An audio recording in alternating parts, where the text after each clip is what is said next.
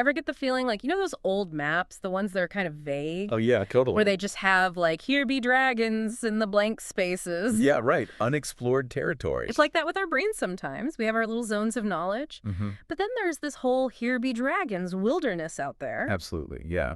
And that's what this whole deep dive with Daniel Ari Friedman's work, Wayfinding in the Infinite Imaginarium, is about. It's a fascinating paper, yeah. It really got me thinking differently about, like, how we even begin to understand anything. It's not just about accumulating more information, right? Exactly. And he uses this really cool analogy about dominoes. Okay.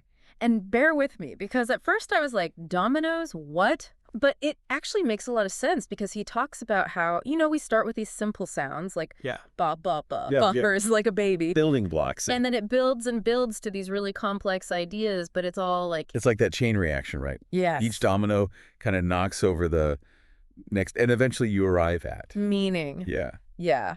I always loved as a kid, I don't know if you ever did this, but like setting up those ridiculously long domino chains. Oh, yeah. And just like watching them, the satisfaction of it. Yeah, the anticipation. Yeah.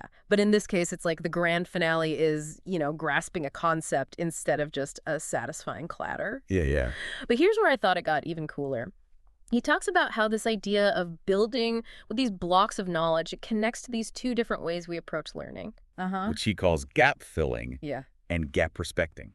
Yeah, it's like the difference between building that domino chain, really carefully placing each one, versus using the dominoes to like launch something. You know what I mean? It's like gap filling that's kind of our natural instinct, right? Encounter a gap and you're like, gotta fill that with information. Totally, like, I need to know the capital of this country. I need to know this fact. Like, that's... Another domino in the chain, yeah. Makes total sense.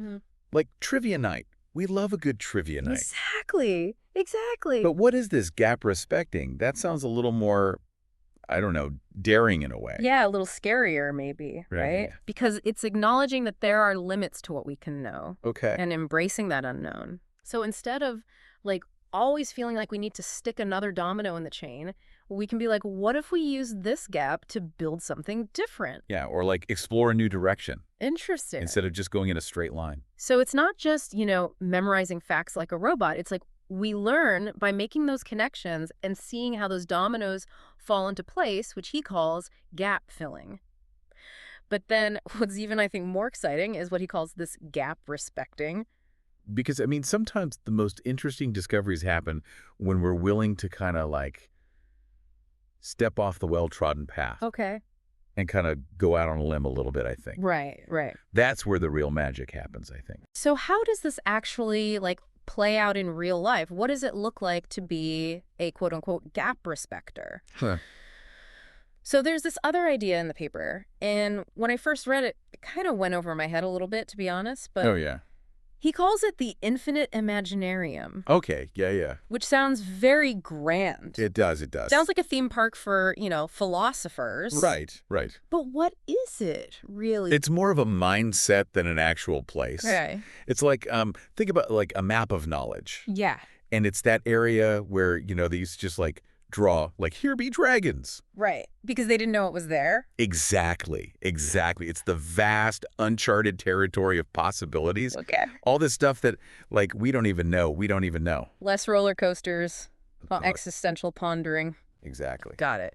But that then begs the question, how do we actually navigate this infinite imaginarium? Like, do we just wander around aimlessly? Not if we actually want to find anything interesting. Okay. And that's where he talks about this idea of becoming a skilled, what does he call it? A wayfinder. Wayfinder. I like that. And he describes complex problems, he says, kind of like a Jenga tower.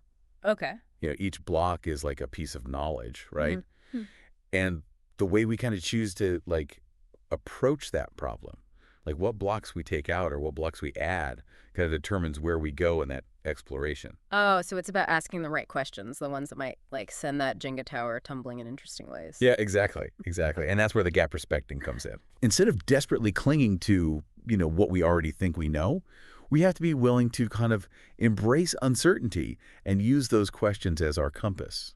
Yeah. Our curiosity is like our guide Yes. through the Infinite Imaginarium. That actually reminds me of something else that he talks about with those two approaches. because he talks about those two very different ways we can answer a really simple question, which is, what is 2 plus 2? Right. Yeah. Which, on the surface of it, it seems like very basic. Totally. Yeah. But he actually uses it to make a really, I think, quite profound point. It is. It's actually, when you think about it, it's pretty brilliant. Yeah. Because on the one hand, you've got the obvious answer, right? Yeah. 4. Yeah. Exactly.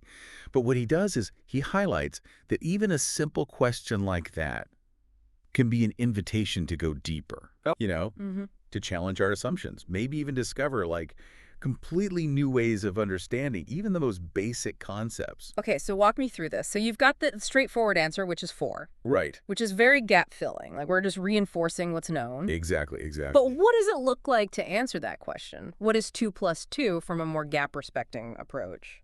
Well, imagine instead of just spitting out the answer 4, you respond with, well, what do you mean by 2? What kind of addition are we talking about here? Oh. What are the underlying assumptions baked into this question? Right. Suddenly, you're not just doing simple arithmetic anymore. You know? You're grappling with the very nature of numbers and operations, and even the concept of is.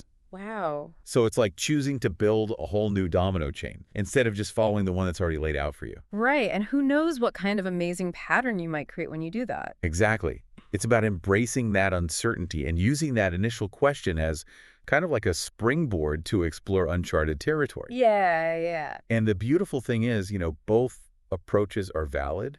They both have their place. Right. It's not about ditching one and only doing the other. It's you need you need both. That foundation of gap filling, but then that's the gap respecting that lets you do the really cool stuff. It lets you push the boundaries of what's already known. Yeah. And what I thought was really cool is he connects this back to language itself. Oh, yeah. He's language itself is inherently gap respecting. It is. How so? Well, because if you think about it, words and sentences, right? Yeah. They can only ever really capture just a tiny part of the whole picture. Yeah, just a sliver. There's always going to be room for interpretation nuance. You know what I mean? Totally. It's those gaps are kind of invitations for more curiosity and exploration.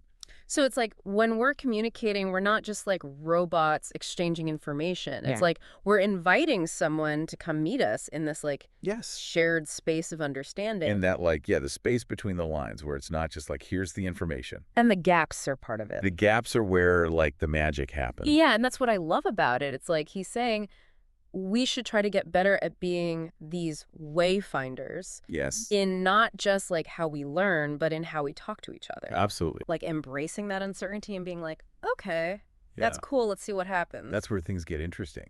Yeah. Instead of freaking out. I think it's a much more kind of joyful and adventurous approach to life in general. Yeah.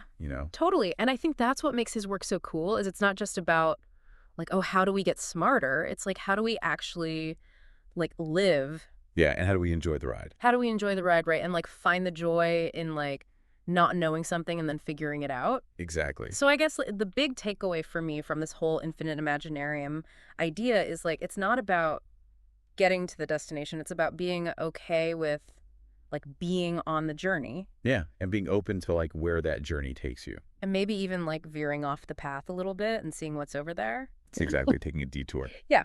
So as we kind of wrap up this deep dive, I'm curious for you listening out there, what Infinite Imaginarium are you going to go explore today? What's your thing that you're curious about? What question are you going to ask that might topple your Jenga tower in a cool way? What unexplored territory are you going to discover? Ooh, I like that. Yeah. So much fun stuff to think about thanks to this paper. Yeah, it really is. A huge thank you to our expert for joining us on this journey through Friedman's work. Happy to be here. And to you, our listeners, thank you for joining us on this deep dive. And until next time, keep those dominoes toppling and those questions flowing.